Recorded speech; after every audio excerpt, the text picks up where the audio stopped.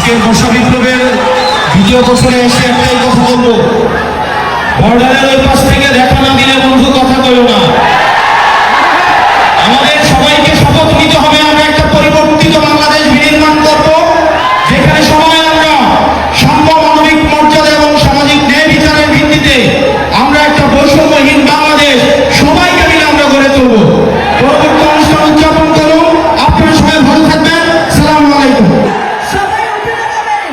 আজকে জুলাই আমরা সকল রাজনৈতিক, ধর্মীয় সকল মতপার্থক্য ভুলে গিয়ে পুরো বিশ্বকে জানাতে চাই, স্বৈরাচারের বিরুদ্ধে বাংলাদেশ চিরকাল এক থাকবে। জনগণের অধিকার আদায়ে আমরা সবাই এক থাকবো। অনেক ধন্যবাদ আপনাদেরকে। সম্মানিত অতিথি।